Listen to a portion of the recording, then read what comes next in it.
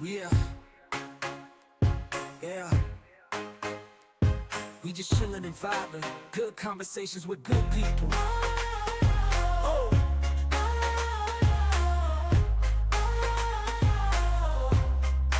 Good conversations with good people.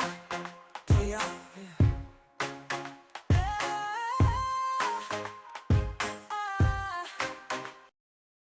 Welcome to another episode of Chillin' and Vibing Podcast. Today's guest, he's a hip hop artist, producer, songwriter, and designer. Y'all welcome the one, the only, Ade Kafeel. What's going on, man? What's up? What's up, man? How's it going? Man, everything coolin', man. We just chilling and vibing. I appreciate you for coming on, man. Yeah, definitely. I'm glad that I was able to get to you and get out here onto this platform and talk to you, man. So where are you originally from? I'm originally from Charleston, South Carolina. Oh man, we neighbors. We Yeah, neighbors. you're right around the corner. Definitely, yeah. Yeah, man, I'm from Orangeburg. That's what's up. Yeah, yeah. Yeah, that's a quick drive. Yeah, that's what's up, man. So where you stay at now? You say originally from there.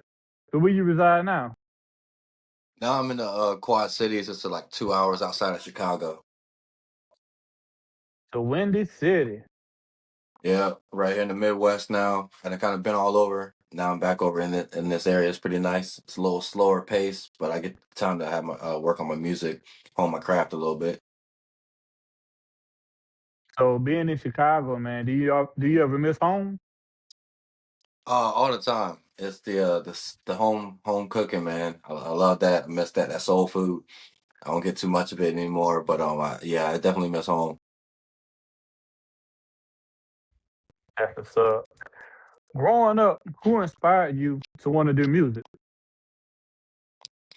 Uh, I got inspiration from a lot of different areas. My parents, especially, were a huge inspiration. They both are musicians. Um, excuse me. My grandfather, he was a huge jazz lover. We would sit in the basement and listen to all his records, for hours. What else? And just all the artists I heard coming up. Um, Bone Thugs and Harmony had a huge influence on me. When first time hearing them, hearing Crossroads and East 99. That album was really impactful. My dad always had Tupac or Dre playing, a lot of West Coast artists. So yeah, I was always listening to music, always around it. What made you realize music could be a career from you, like a path? Um, Probably I took it more seriously back in high schools when I started taking it like seriously when I saw like there's an actual avenue for it.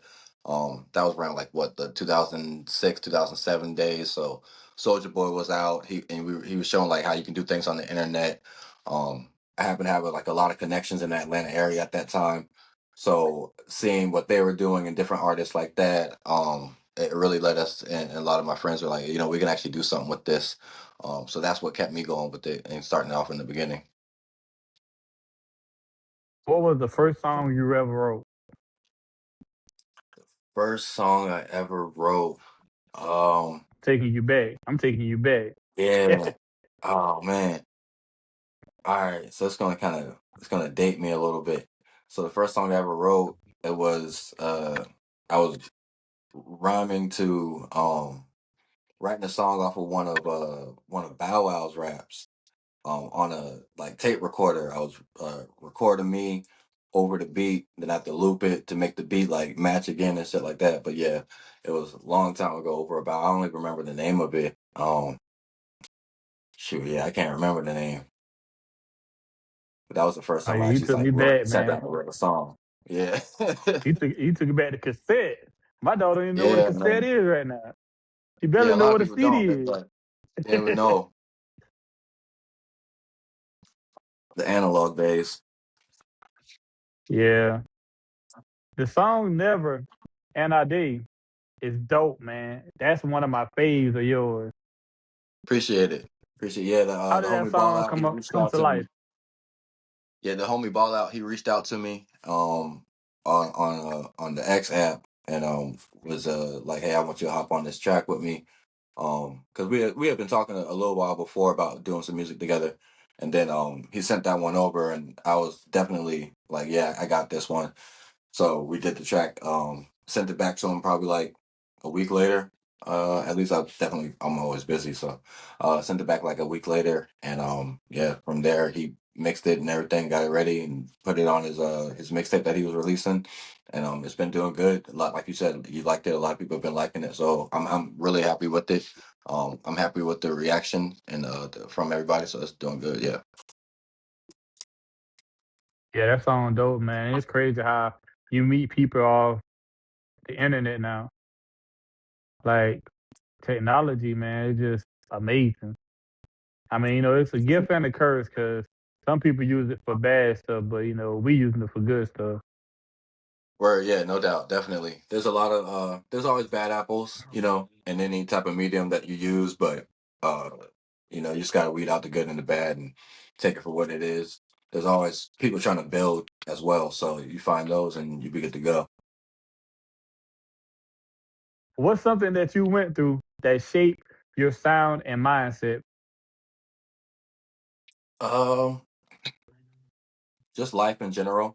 I like to just when I do write my music, I like to just kind of reflect on, depending on the subject matter, what I went through that has something to go with that. Whether it be a relationship, a failed one, or one that went well, um, whether it be money issues, um, just anything. I just like to pull from my life experiences, and if I can't pull from something personally, um, I'm going to pull from somebody close to me and try to write it from my eyes how I would handle that situation.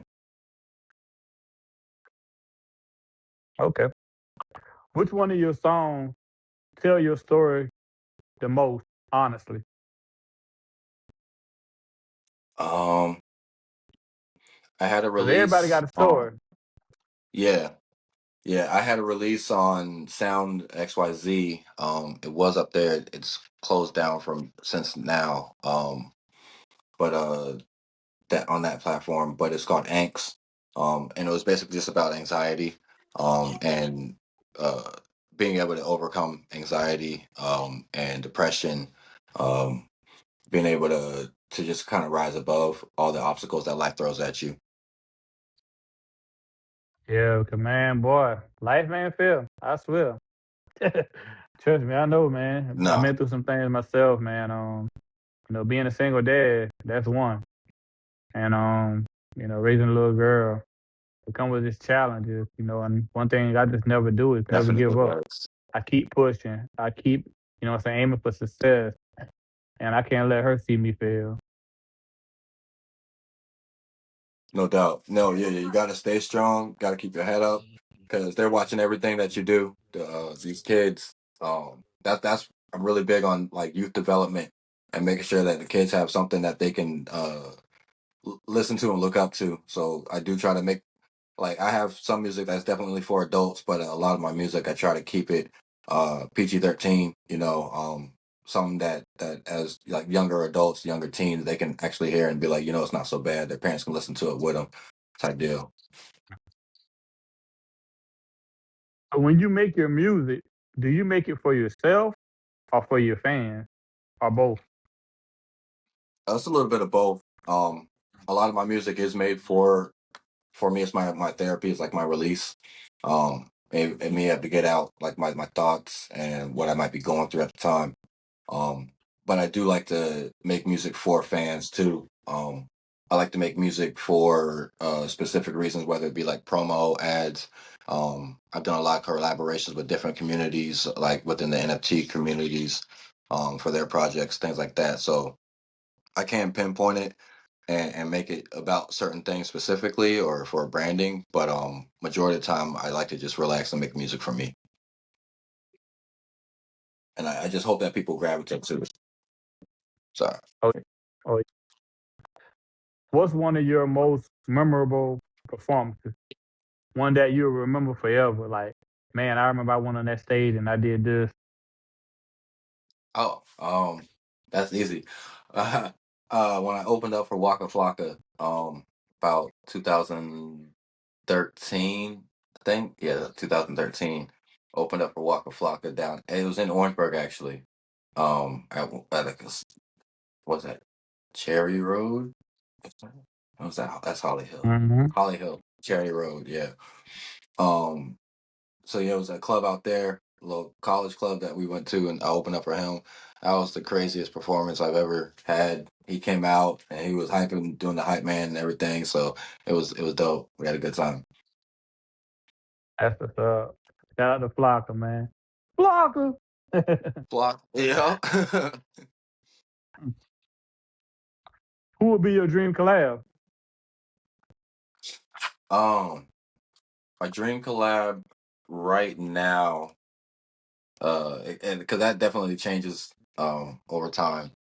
Um, I have a lot of different ones that people I'd love to collaborate with. Are we talking about living or dead, or it doesn't matter? Doesn't matter. Doesn't matter. Bob Marley. But yeah. Yeah, definitely Bob Marley. Yeah, that'd be a dope one. That'd be a real dope one. Yeah, yeah, we definitely would make it either be a very uplifting, like positive, like heal the world type track, um, or we'd be talking about the Kaya setting that fire, getting lifted. So what keeps you motivated, man, to keep doing music? Just the love of the art. I like creating.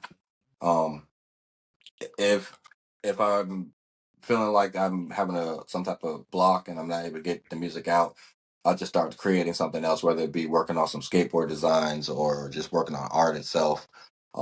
Might start writing just poetry, um, writing short stories, things like that.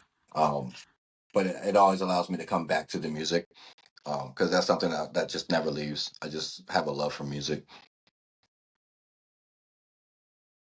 So when did your skateboarding journey start? I gotta ask that, man. I saw some clips. Yeah, I started skateboarding when I was like 13, 14 years old. But I started actually designing skateboards about 3 years ago. And made a online business for it, and we've just been selling boards to the local shops, different projects for branding, things like that. Do you remember your first board? Yeah, my first board was out of Toys R Us. It wasn't good. It wasn't good at all. One of the kids from the neighborhood saw me with it and he was like, "Bro, I can't have you skating on that." Like, no, we're not doing it. So he gave me one of his. I think it was a an element. I can't remember the it was a pro model, but I don't know. I can't remember the skater's name, but it was an element board. Who inspired you early on to want to be a skater? Um, Tony Hawk was a huge inspiration, definitely. Eric Costin, Rodney Mullen was a huge inspiration. He's a super technical skater. Pretty much made up majority of the tricks like the kick flip, the finger flip, and all those things. And I always loved his style of skating, so pretty much tried to emulate him. Um, Kareem Campbell, he was like one of the only known black skaters at the time, so seeing him from the streets coming up doing things, it was like, all right, like there's somebody like me. So me and my friends, we definitely gravitated towards him. Stevie Williams, he created DGK. He's another one. So yeah, we definitely looked up to a lot of different skaters at that time. So what's your go-to trick that never fails? Uh, Backside pop shove it. I can do that anytime I want. It's super easy. I think it's like the first trick I learned before the ollie. I learned how to do that. So yeah. What trick took the longest to learn? Uh, Shoot, I'm still trying to land a 360 flip. That trick is eluded me for years. I think I've landed it maybe once or twice in the like last 13 years. So um, but yeah, but as far as ones I've learned, the one that took the longest, uh, probably just a 360, like an ollie 360. And I salute y'all, man. I can't do nothing, none of that. It looks cool as hell, but I can't kick flip. I can kick, push, and coast. If you can kick push, you got the basics. That's all you really need. That song is that's a staple within the skateboard community too. So yeah, Oh yeah. that's all you need. You don't need to know how to do anything. As long as you can kick, push, and coast, you in. You also designed a skateboard for Redman. How did that happen? Yeah, that was pretty cool. That was a great opportunity. I'm blessed for that. So uh, let me make sure I get the people's name. My man Cam, his sister, um, is and Redman. They both have a like a cannabis lobbying group. I want to say. Um, I believe that's what it is, but it's an organization basically that is pro cannabis.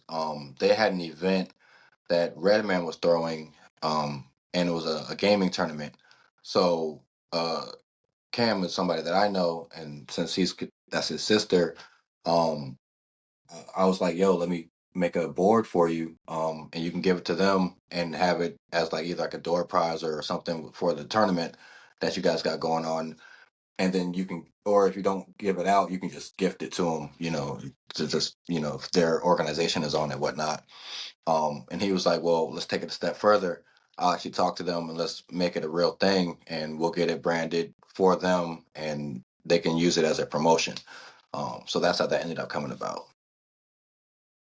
That was dope. Yeah, I saw the picture of that, man. That was pretty dope. Appreciate it. What's your Yeah, song that you was, listen to while skating? um, I listened to a lot of Currency, a lot of Key Glock, and who else was on my playlist? There's some Nerd in there. Um, yeah, that's pretty much it. Currency's mainly on. Larry June's in the mix too, but Currency's pretty much on repeat when I'm skating. It's keeps me mellow, and I'm not too anxious or too down, but it keeps me right in the zone. So how long have you been into crypto and NFTs, man? How did that journey start also? I've been into crypto for about 4.5, 5 years. Yeah, 4.5 years. A little bit in that like that COVID era. So yeah, about that's when it started. When I picked it up a little bit more. I sh- I shoot myself in the foot every time because I wish I would have got on sooner. I had people tell me back early before COVID, hey, hop on Bitcoin, you should do this, blah blah blah, and I never did it, and I would have been somewhere else right now, right? But yeah, I hopped into crypto and Bitcoin and all that about 4.5 years ago. Um, Started out because I saw that Snoop Dogg was doing NFTs, and I wanted to see how the music side of it worked. Coming from the Web 2 side, where we're selling out the trunk of your car or trying to get streams, and not really making much, especially from the streams, and not getting that promotion that you want and that reach worldwide. Um, so that's when I hopped into that and learned a little bit more about it.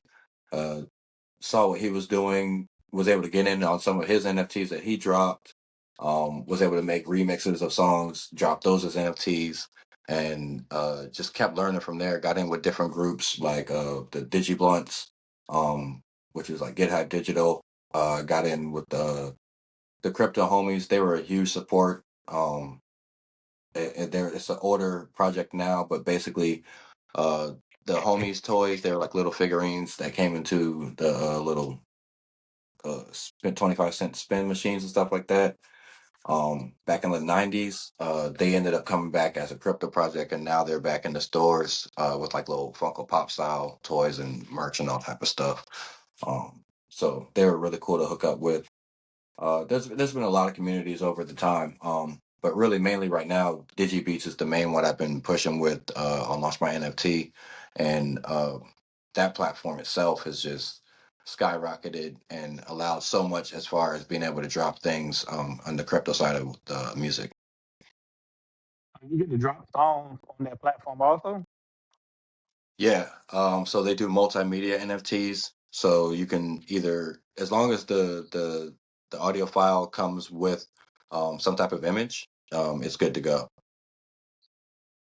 Oh, that's dope, man. I never know about that. Yeah, so all the music MP3s, basically, depending on which artist you get, like some of mine are like visualizers. Other artists have maybe just a still photo or it's the different versions of the cover art. And minting a certain one might give you certain utilities or perks. Excuse me. Mhm. But yeah, there's a lot of different ways you can drop those. Some are rotating, so it might be three different songs, and it just depends on which one you get at the time, or you can mix again and it'll rotate for you. But yeah, Mhm. there's just a lot of different opportunities as far as that goes with that platform right now, and they're playable from your And that's Phantom or Soulflare wallet. oh, that's dope. And that's one thing I learned too since being in, crypto NFT. Like, it got a lot of communities, and like once you be in a community for so long, the community become like family. So, because you're talking to Hmm. them every day, on a regular basis. So basically, you know their schedule, they know your schedule, and y'all meet up and have a good conversation and talk about something that y'all into. Yeah, definitely. We actually for Art Basel last year, December, we all met up with Digi and some of the people from the community down there in Florida. Met up, went walked the streets, promoted, had a good time, had a party at the house, and just like got to meet each other like in real life and get to really know each other. And those type of connections weren't possible in a sense until like I was in Web3. So it's pretty cool. I like the Mhm. way that you're able to connect. That's dope. Yeah. I gotta bring you over to the Vivi fam, man. I'm part of Vivi Digital Collectibles, and we have meetups also. I just not been to one in Orlando. They had the Mega Con down there, and they said that's one of the biggest con events. Um, it's neck and neck with New York Comic Con. So I was out Okay. there, man. It was like over 200K people. Yeah. Like it was Yeah, that huge. sounds It was huge. that sounds like a good time. I would definitely love to hit one of those up. I love all types of cons, Comic Con, and anime cons, like a Dragon Con, stuff like that. Um, actually, we have a Funko Pop was one of our giveaways. It's a custom of myself and I Am Thanos for our song that we had together. So it's one of the bounties on the mint. Because I love that type of stuff, all type of real world assets, especially collectible Hmm. figurines, the Funkos, the action figures. I'm into all of that. Oh yeah, man. Off camera, yeah, we're gonna talk a little more. I got to bring you to the Vivi side. But Yeah, I'm definitely you willing said to you heard walk about over Vivi there. though, right? Yeah, definitely. The Marvel drops really caught my attention. Some of the DC drops did as well. I grabbed the I don't know if it was Vivi or not, but I grabbed the Bat Cows. Some of those back in the day when those dropped. So I've definitely been around and watching what's going on with the different action, the superheroes and stuff. I'm always into those. Yeah. Yeah, Bat Cows, man. I got two of them. I still got two. And they bringing it back, man. It was down for a Yeah, minute, yeah, they but dropped down. They had a spike, and then it kind of leveled out. But yeah, I think they still got some potential. They got some things they can do. So. yeah, they got a new CEO now with Candy. So this guy, he just I forgot his name. I think his name Ted. I think he just now Right. announced the other day that he's Was that Candy purchasing Digital? the yeah. Mhm. So we'll see how that go, man. I hear a lot of good things about him. So hopefully, he get it back up and running. Everything's smooth sailing after that. Cause yeah, the back hours, man. I like how they had a utility, and Mm-hmm. that was pretty dope too. Yeah, no doubt. Shoot, But when Batman, what was the last Batman movie that came out? Um, it that I think it was somebody else playing Batman, not Jared Leto, not Jared Leto. um, no, I know you're No, talking you know about. what It was a new guy. It was a new guy. It wasn't the it old. was. Yeah, when that one dropped, they had an NFT attached to it as well, with the movie ticket actually, which I Mm, didn't know if people really knew about that, but I might have been. I think it was attached to Candy Digital. hmm But yeah, I'm not sure, but I know that if they start doing that, like with all the movies, like release like a certain amount of NFTs and like have them like you got to scan the QR code on to see it at the movies. They're gonna get people to come back to the movies. Oh well, if yeah, I go watch the movie, I get this NFT, so I got to go watch it at the movie theater. They're gonna get them in there, so that's good for more popcorn purchases, soda, candy, and the ticket yep, prices. Ticket sales should go up, definitely. Yeah, but they that's got to definitely an advertise it. avenue. Yeah, I totally agree. That's definitely an avenue they can take.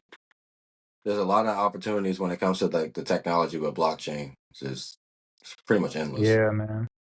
So like, just imagine they announce it, only 10,000 NFTs getting dropped, but you got to go to the movie to see it, to scan the QR code, and once you scan the QR code, you receive the NFT. So that's gonna Hmm. have everybody going to the movie theater. But you're gonna have some people, trying some of the bad apples trying to screenshot it, take a picture of it, and send it to their friends. But It once has to all be something you 10,000 of them connect your gone, wallet that's to. it.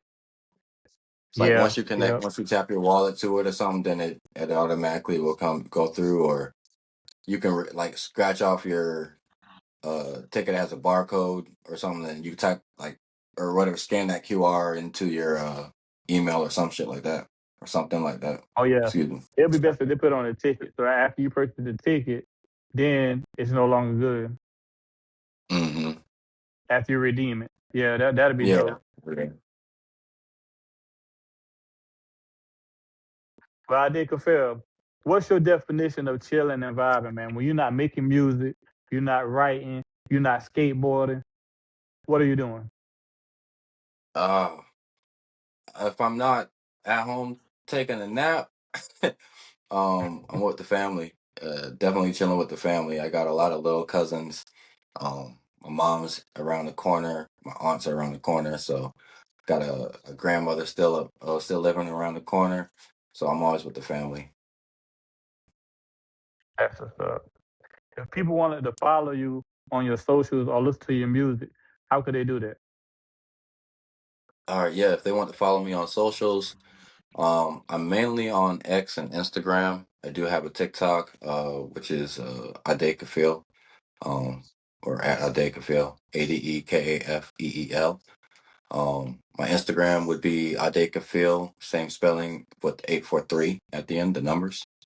And then my X account is a little flipped backwards because somebody tried to take my name. So it's Kafeel Ade, KAFEELADE. And that's how you can find me. You can contact me, get directly in contact with me. I like to collaborate. I like to do any type of collaborations, whether it be branded or not, features, all of that. Um, and my music can be heard on the blockchain at launchmynft.io. Just type in the song name and it'll pop up and you can grab it from there. It'll play right out of your Phantom wallet or your Soulflare wallet. We're really trying to push blockchain music and music on the chain.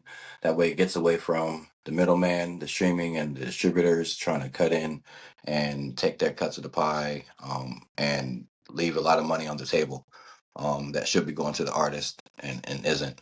It's a way for us to be able to reward our fans, as they follow us and help us grow. All of the NFTs and all the music is stakeable, meaning that you can just go right back to launchmynft.io to the song site, hit the stake button, and then you'll start earning a token called coins, and that'll accrue daily. And then that's your entry right there into crypto. You'll be getting paid just for owning the track. So Well, Ade Kafeel, I appreciate you for coming to chill and vibe. But before we go, let everybody know what we doing, man. man, we just chilling and vibing. Appreciate you, boss. Yes, sir.